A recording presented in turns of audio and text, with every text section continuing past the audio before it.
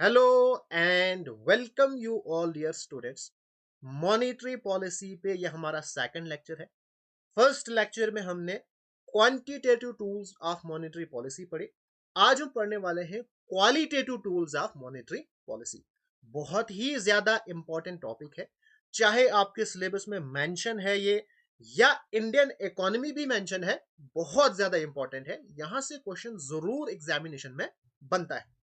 अगर आप complete syllabus देखना चाहते हो, इकोनॉमिक्स, स्टेटिस्टिक्स, मैथमेटिक्स, डिस्क्रिप्शन के अंदर आपको लिंक्स मिलेंगी जहां पे आपको कंप्लीट सिलेबस बिल्कुल फ्री ऑफ कॉस्ट मिल जाएगा।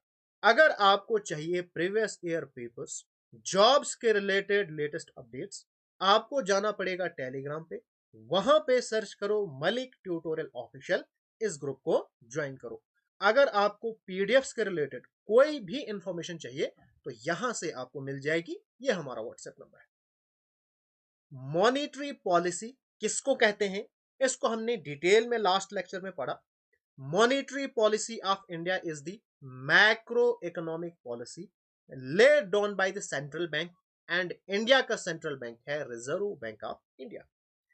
अब reserve bank of India monetary policies के थ्रू सप्लाई ऑफ मनी को कंट्रोल करता है, इंटरेस्ट रेट के ऊपर कंट्रोल जमाता है। क्यों? To achieve specific economic goals like controlling inflation. क्योंकि आरबीआई को इन्फ्लेशन कंट्रोल करना है, ठीक है, प्राइसेस को बहुत ज्यादा इंक्रीज नहीं होने देना है। एंश्योरिंग लिक्विडिटी, और इकोनॉमी के अंदर लिक्विडिटी यानी कैश कितना होना चाहिए उसको स्टेबल रखना है। एंड प्रोमोटिंग इकोनॉमिक ग्रोथ, ये सब किसके लिए करना है? इकोनॉमिक ग्रोथ के लिए करना है, ठीक है। अब हमारे पास होते थे क्वांटिटेटिव टूल्स जो कि हमने पढ़े हैं। Quantitative tools control the total volume of money, जो टोटल वॉल्यूम ऑफ मनी है, जो इन जनरल है। क्वांटिटेटिव टूल्स में इन जनरल बात होती है। यहां पे अगर सप्लाई ऑफ मनी को इंक्रीज किया जाएगा तो पूरे इकोनॉमी के अंदर सप्लाई ऑफ मनी इंक्रीज होगी। अगर डिक्रीज किया जाएगा तो पूरी कंट्री के अंदर डिक्रीज होगा। Whereas qualitative tools focus on the direction and distribution of credit, इनको हम सिलेक्टिव क्रेडिट कंट्रोल्स भी कहते हैं। यानी ये क्वालिटेटिव है, किसी सेक्टर में इंक्रीज किया जाएगा, एट द सेम टाइम किसी सेक्टर में सप्लाई ऑफ मनी को डिक्रीज किया जाएगा। जैसे एनकरेजिंग क्रेडिट टू पीरियडिटी या प्रोडक्टिव सेक्टर्स, जैसे आरबीआई कमर्शियल बैंक्स को एनकरेज करेगी, भाई आपको एग्रीकल्चर में ज्यादा लोन देना है, यानी यहां पे सप्लाई ऑफ मनी को इंक्रीज किया जाएगा। एमएसएमईज में या वो सेक्टर जो एक्सपोर्ट करते हैं, ठीक हो गया। एंड जो नॉन प्रोडक्टिव सेक्टर्स हैं उनमें सप्लाई ऑफ मनी को डिक्रीज किया जाएगा, जैसे रियल एस्टेट स्पेकुलेशन हो गया, स्टॉक मार्केट हो गया। यानी यहां पे सिलेक्टिव क्रेडिट कंट्रोल्स होते हैं। अब हमारे पास क्वालिटेटिव टूल्स के अंदर क्या क्या है ये हम वन बाय वन करके पढ़ेंगे। फर्स्ट हमारे पास है रैशनिंग ऑफ क्रेडिट। जैसा नाम वैसा काम। जब रैशनलाइजेशन की जाती है, जब आरबीआई रैशनलाइजेशन करेगा, यानी rationing of credit refers two fixation of credit quotas for different business activities. जैसे फॉर एग्जांपल जेड के बैंक के पास 100 करोड़ रुपीज है लोन देने के लिए। अब आरबीआई क्या करेगा? एक कोटा फिक्स करेगा, आपको 60% लोन प्रोवाइड करना है एग्रीकल्चर में, ठीक है। फिर स्टील को ज्यादा जरूरत नहीं है, स्टील में सिर्फ आपको 5% लोन प्रोवाइड करना है। एंड एक्सपोर्ट के अंदर आपको 35% लोन प्रोवाइड करना है, ठीक है। तो इस तरह से कोटा फिक्स हो जाएगा। जितने भी कमर्शियल बैंक्स हैं ये इस कोटा की लिमिट को एक्सीड नहीं कर सकते हैं, ठीक है। जो आरबीआई ने फिक्स की है उसी को फिक्स करना है। This restricts the supply of money in the economy. इससे क्या हो जाएगा? जो सप्लाई ऑफ मनी है वो इकोनॉमी के अंदर रिस्ट्रिक्ट होगी। जैसे एग्रीकल्चर में जरूरत है तो यहां पे इंक्रीज, स्टील में ज्यादा जरूरत नहीं है तो यहां पे डिक्रीज किया जाएगा to control the inflation. On the other hand, अगर रैशनिंग ऑफ क्रेडिट ऑलरेडी है प्रैक्टिस में, ठीक है, तो इसको विड्रॉ किया जाएगा। अब स्टील को भी हम ज्यादा देंगे, एग्रीकल्चर को भी ज्यादा देंगे, ठीक है। तो इस तरह से रैशनिंग ऑफ क्रेडिट के जरिए इन्फ्लेशन एंड डिफ्लेशन को करेक्ट किया जाता है।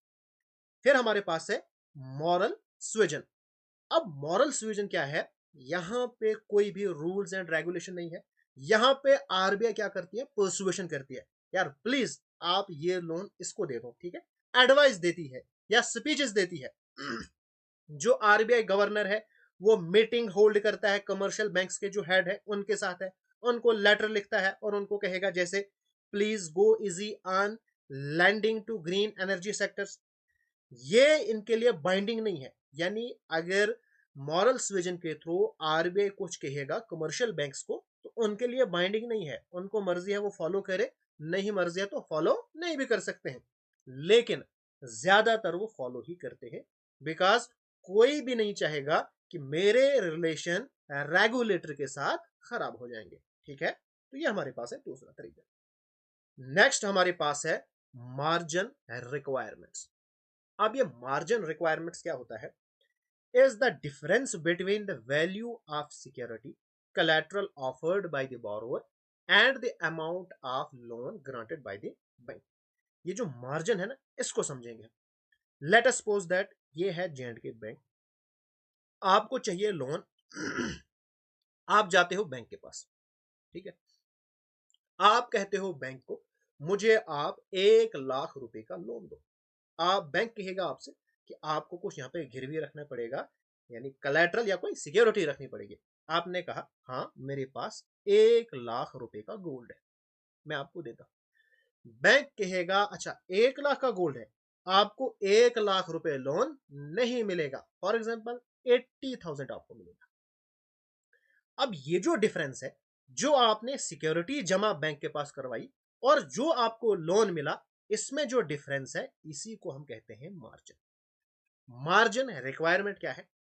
जब आरबीआई चाहती है कि सप्लाई ऑफ मनी को डिक्रीज किया जाए तो मार्जिन रिक्वायरमेंट को इंक्रीज किया जाता है। यानी 1 लाख आप सिक्योरिटी जमा करते हो, आपको सिर्फ 50,000 लोन मिलता है, ठीक है, यानी 50,000 के मार्जिन इंक्रीज हो गया ना। अगर आरबीआई चाहता है कि इसको डिक्रीज यानी मनी सप्लाई को इंक्रीज किया जाए तो इसको डिक्रीज किया जाएगा। यानी मार्जिन रिक्वायरमेंट अगर पहले 20,000 आपको रखना पड़ता था, अब अगर सिर्फ 10% है तो 10,000 आपको जमा करना पड़ेगा, यानी 90,000 आपके पास आएगा, यानी सप्लाई ऑफ मनी को इंक्रीज किया जाएगा। अब मार्जिन रिक्वायरमेंट भी सेक्टर वाइज है। जैसे आरबीआई चाहता है एग्रीकल्चर सेक्टर, यहां पे ज्यादा लोन जाए, यहां पे पैसा ज्यादा जाए, तो यहां पे मार्जिन रिक्वायरमेंट को कम रखेगा। अगर जैसे स्टील के अंदर आरबीआई चाहता है कि स्टील में पैसा ज्यादा ना जाए तो वहां पे मार्जिन रिक्वायरमेंट ज्यादा होगी। जैसे आप बहुत देखते हो कि कभी कभार कोई स्कीम निकलती है, किसी किसी कोई डिपार्टमेंट है कि आप ये काम करो, यहां पे आपको किसी किस्म की कोई कलेक्ट्रल रखने की जरूरत नहीं है। बहुत सारी स्कीमें निकलती हैं ऐसी। फिर हमारे पास है डायरेक्ट एक्शन।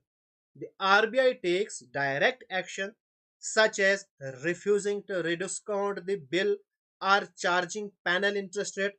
जैसे कमर्शियल बैंक आरबीआई के पास गया बिल ऑफ एक्सचेंज लेके, मुझे इसका डिस्काउंट करना है, आरबीआई रिफ्यूज करेगी, नहीं मुझे नहीं करना है, यानी सप्लाई ऑफ मनी डिक्रीज हो जाएगी।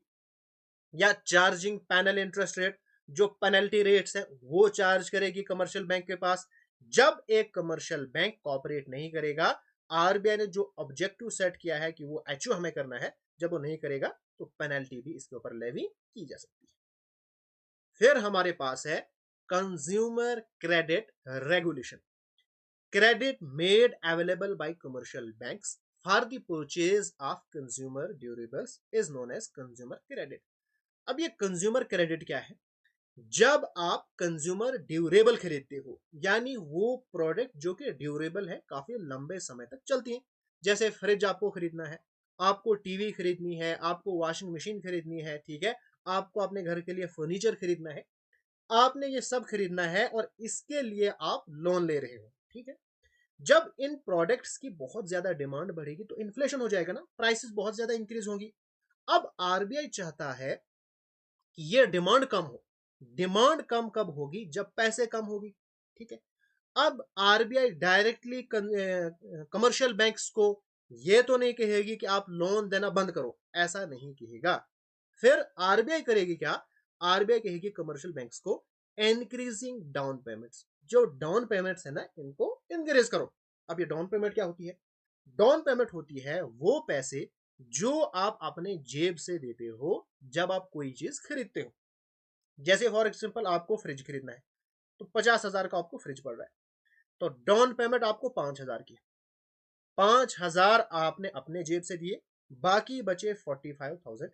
इसको आप लोन के थ्रू फंड करोगे, इंस्टॉलमेंट्स में पे करोगे। ठीक है, जब डाउन पेमेंट को इंक्रीज किया जाएगा तो फिर कस्टमर कम जाएंगे, यार यहाँ पे ज्यादा पैसे देने पड़ रहे हैं। ठीक है, reducing the number of installments, number of installments को रिड्यूस किया जाएगा, यानी फिर एक इंस्टॉलमेंट में आपको ज्यादा पैसे भरने पड़ेंगे। ठीक है, तो इस तरह से कंज्यूमर क्रेडिट रेगुलेशन काम करता है। तो ये थे हमारे पास qualitative tools of monetary policy. अब यहां पे एक इंपॉर्टेंट कॉन्सेप्ट आता है, मॉनेटरी पॉलिसी कमेटी। अब हम मॉनेटरी पॉलिसी कमेटी के बारे में पढ़ेंगे। RBI is wasted with the responsibility of conducting monetary policy. अब इंडिया के अंदर जो मॉनेटरी पॉलिसी है, इनको फ्रेम कौन करता है? Reserve bank of India. और किसने अथॉरिटी दी है रिजर्व बैंक ऑफ इंडिया को कि आप मॉनेटरी पॉलिसी फ्रेम करो? वो है reserve bank of India act 1934। अब मॉनेटरी पॉलिसी का मेन ऑब्जेक्टिव क्या है? वो है मेंटेन प्राइस स्टेबिलिटी, यानी प्राइसेस को स्टेबल रखना, ना तो कम होनी चाहिए बहुत ज्यादा, ना तो बहुत ज्यादा इंक्रीज होनी चाहिए, while keeping in mind the objective of growth, objective of growth को माइंड में रखते हुए। क्योंकि ग्रोथ तो तभी होगी ना जब प्राइसेस स्टेबल होंगी, जब प्राइसेस ही स्टेबल नहीं होगी तो ग्रोथ कहां से होगी? इन May 2016 the RBI Act 1934 was amended। अगर हम बात करेंगे ईयर 2016 से पहले, तो उससे पहले कोई भी मॉनेटरी पॉलिसी कमेटी नहीं होती थी। जो आरबीआई का गवर्नर होता था ना, उसके पास एक्सक्लूसिव पावर होती थी to set the benchmark interest rates. उस टाइम पे एक कमेटी होती थी, टेक्निकल एडवाइजरी कमेटी। वो एडवाइस तो ऑफर करती थी, लेकिन वो होती थी नॉन बाइंडिंग एडवाइसेस। वो गवर्नर के ऊपर कोई भी बाइंडिंग्स नहीं होती थी। ठीक हो गया। लेकिन इन May 2016 आरबीआई एक्ट 1934 को अमेंड किया गया। इसमें क्या हुआ? To provide a statutory base for the implementation of flexible inflation targeting framework, यानी फ्लेक्सिबल इन्फ्लेशन रखा गया। ठीक हो गया। जैसे करंटली अगर हम देखेंगे तो 4% इन्फ्लेशन, जिसमें लोअर लिमिट है 2% और अपर लिमिट है 6%। ठीक है। The amended RBI Act also provides for the inflation target to be set by the government of India। और ये जो इन्फ्लेशन टारगेट है, इसको सेट करेगी government of India in consultation with the RBI once in every 5 years। ठीक हो गया।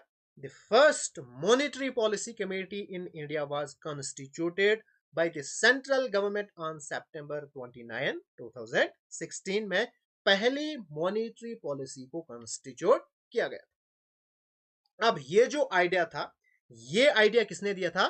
Urjit Patel committee, यानी मॉनेटरी पॉलिसी कमेटी को कॉन्स्टिट्यूट किया गया था on the recommendation of Urjit Patel committee. And MPC यानी मॉनेटरी पॉलिसी कमेटी को कॉन्स्टिट्यूट किया गया था सेंट्रल गवर्नमेंट ने under section 45ZB of reserve bank of India act 1934। क्यों? Determine the policy interest rate required to achieve the inflation target. Inflation target सबसे पहले set करना है, फिर इस इन्फ्लेशन टारगेट को अचीव करने के लिए पॉलिसी रेट्स क्या क्या होने चाहिए, वो कौन डिटरमाइन करेगा? यही मॉनेटरी पॉलिसी कमेटी। एमपीसी का फंक्शन क्या है? यही एमपीसी का फंक्शन है task of fixing the benchmark policy rate, यानी रेपो रेट को फिक्स करना to achieve the inflation target. MPC is required by the law to meet at least 4 times a year. जो मॉनेटरी पॉलिसी कमेटी है, इनको मिलना है कम से कम 4 times अ ईयर। लेकिन इन प्रैक्टिकल आजकल क्या होता है, 6 times अ ईयर ये मीटिंग करते हैं। ये हमारे पास है current rates. Policy repo rate है 5.25%, स्टैंडिंग डिपॉजिट फैसिलिटी रेट है 5.0%, marginal standing facility rate and bank rate ये दोनों इक्वल होते हैं। करंटली ये है 5.50% एंड रिवर्स रेपो रेट है 3.35%। आपने कई बार ये न्यूज में सुना होगा, RBI cuts repo rate by 25 basis point, ये आपने सुना होगा। तो थोड़ा सा ये भी आपको पता होना चाहिए, क्योंकि जब आप न्यूज में ये चीजें सुनते हो, अब आपने इकोनॉमिक्स पढ़ी है तो आपको ये चीजें पता होनी चाहिए। जो 1 बेसिस पॉइंट है, इनको हम लिखते हैं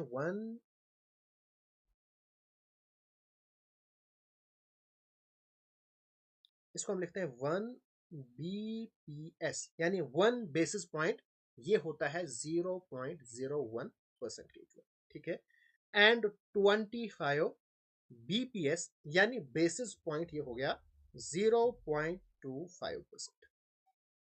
अगर एग्जामिनेशन में ये पूछा जाए जो बैंक रेट है ये कितने बेसिस पॉइंट रेपो रेट से ज्यादा है, आपने क्या कहना है? अच्छा, रेपो रेट 5.25% है, बैंक रेट 5.50% है, यानी 25 BPS ज्यादा है। ठीक है, अब ये जो पॉलिसी रेट्स है ना, ये डिसाइड कौन करता है? Monetary policy committee. कैसे डिसाइड होते हैं? ये वोटिंग के थ्रू डिसाइड होते हैं। अगर हम देखेंगे composition of monetary policy committee, तो एमपीसी के अंदर टोटल होते हैं 6 मेंबर्स, जिसमें 3 होते हैं आरबीआई के और 3 होते हैं गवर्नमेंट ऑफ इंडिया के।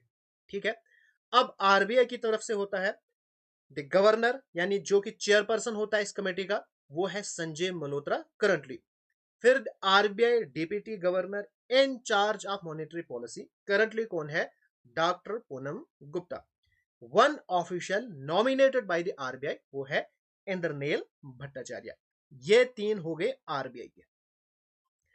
फिर जो रिमेनिंग 3 है ये आते हैं गवर्नमेंट ऑफ इंडिया की तरफ से, नागेश कुमार, राम सिंह, स्वागत भट्टाचार्य। अब ये जो एक्सटर्नल मेंबर्स हैं ये सिर्फ 4 ईयर के लिए अपॉइंट होते हैं, उसके बाद रीअपॉइंट ये नहीं होते हैं। तो ये हमारे पास हो गया मॉनेटरी पॉलिसी कमेटी। तो इस तरह से ये जो हमारा चैप्टर है ये हो गया कंप्लीट। अभी तक अगर आपने मेरा चैनल सब्सक्राइब नहीं किया है तो सब्सक्राइब जरूर कीजिएगा, इस वीडियो को लाइक भी करना है एंड अपने फ्रेंड्स एंड क्लासमेट के साथ शेयर जरूर करना है।